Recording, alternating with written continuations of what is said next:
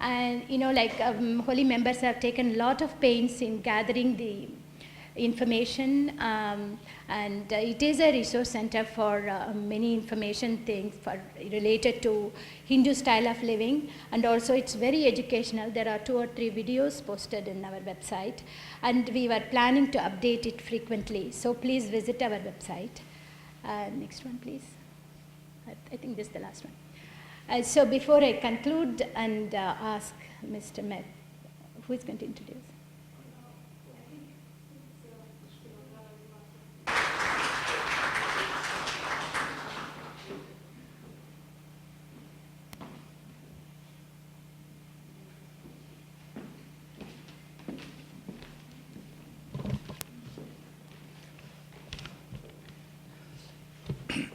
Friends, Hinduism, has great respect for the environment.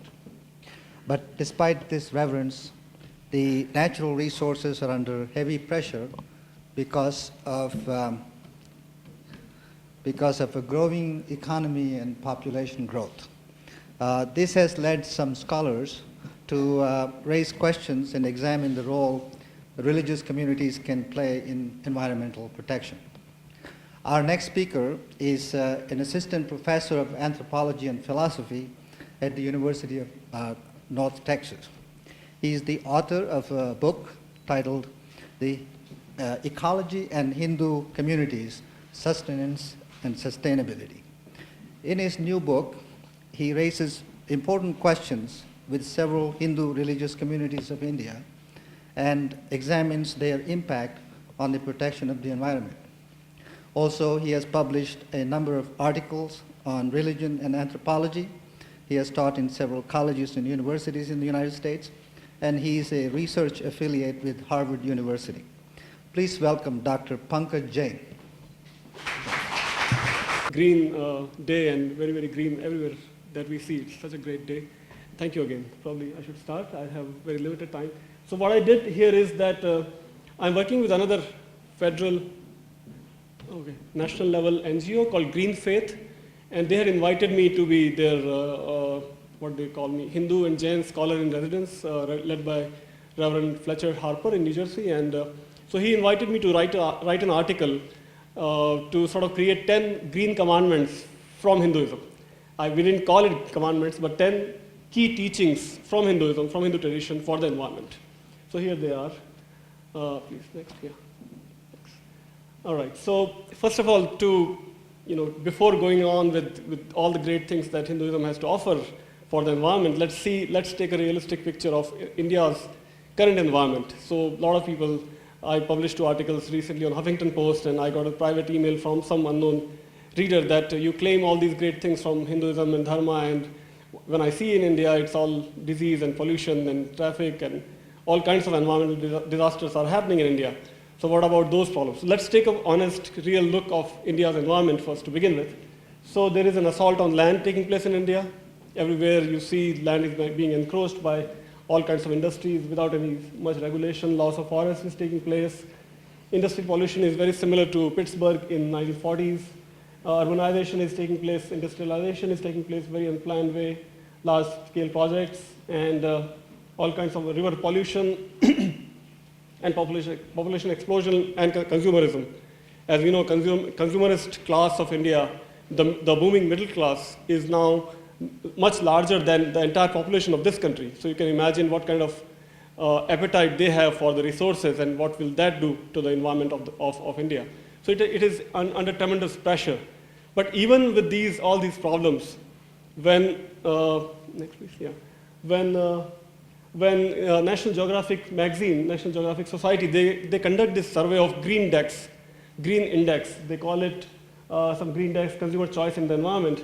So in 2008, when they conducted this survey of 15 major economies of the world, they found that Indians are still the greenest on the planet, even with all those problems.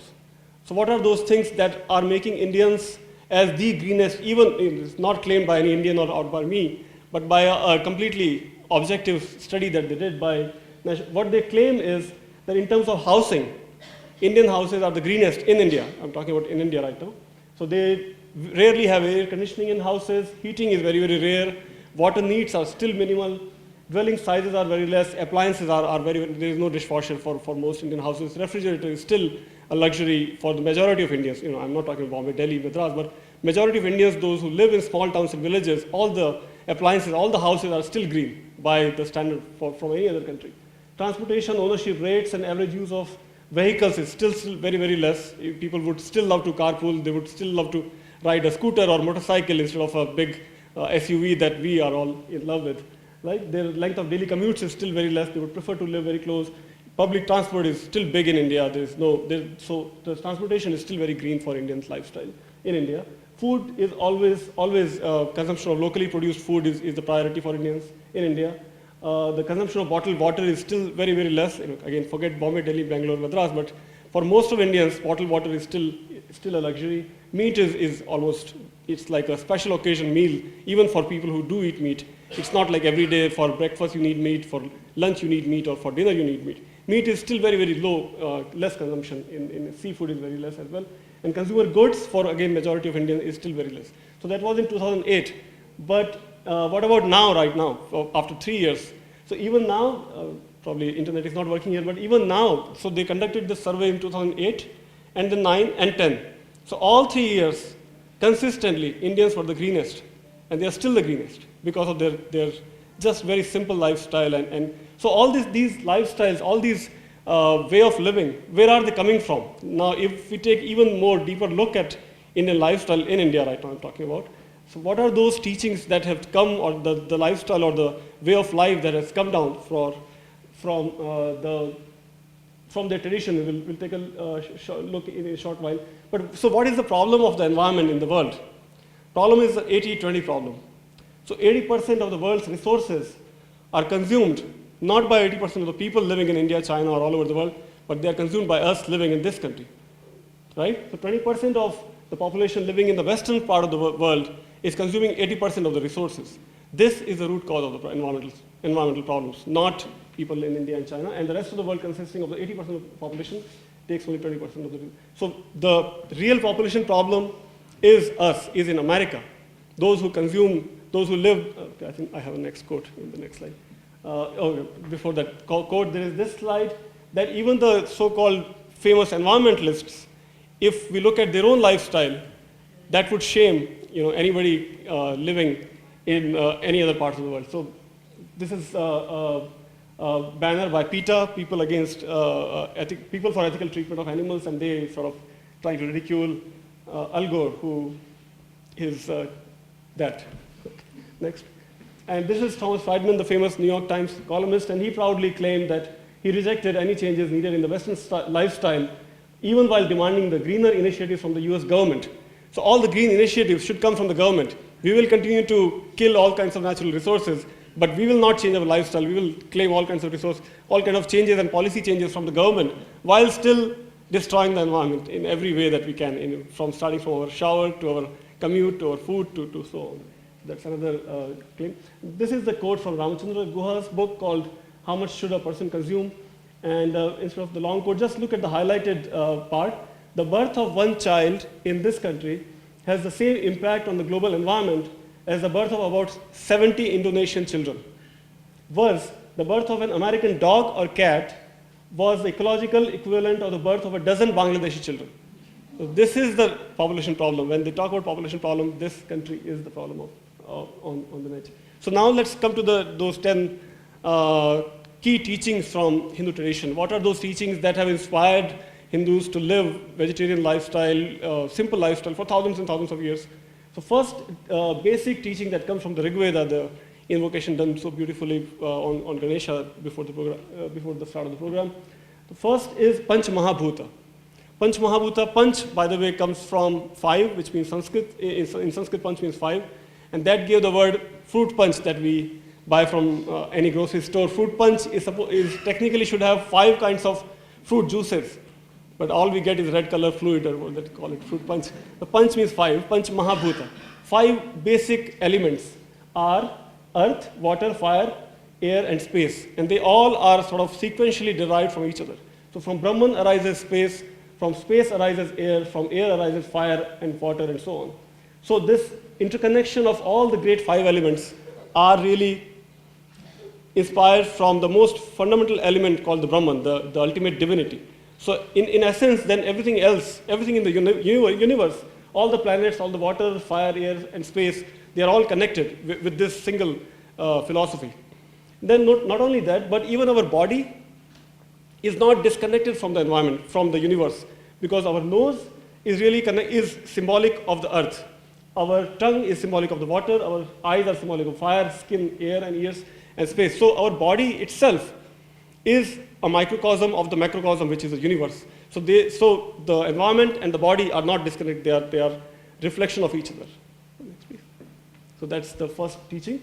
Second teaching, as probably all of you already know, Ishavasyam, that Kan Kan Mein Bhagwan, that divinity is omnipresent, is everywhere, in every particle of the universe.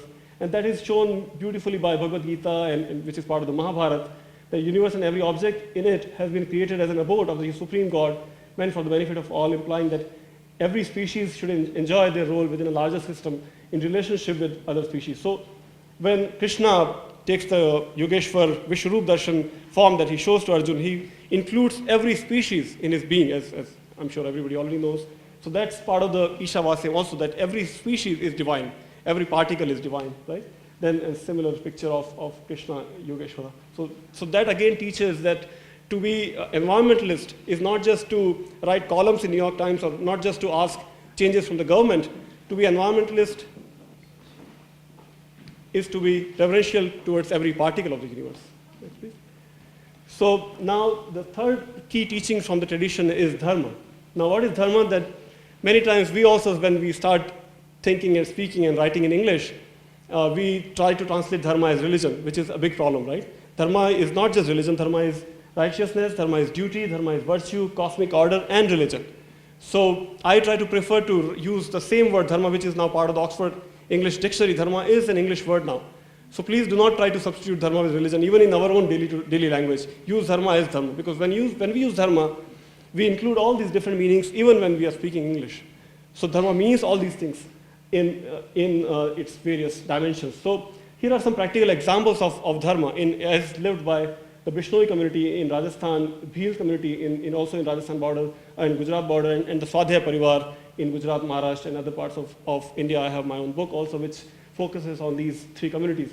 So what they did, Bishnois, in as early as 17th century, there was one woman, Amrita Devi, who heard that in her village, nearby emperor's soldiers, they came out and they were looking for firewood. They started cutting off a tree called Khejarli tree, not too far from where I was born in Rajasthan, and Ashok, our friend who's taking these recordings, we came from that part of India. So what she does is she hugs to the tree, Khejarli tree, and she sacrifices her own life before letting the soldiers take the tree.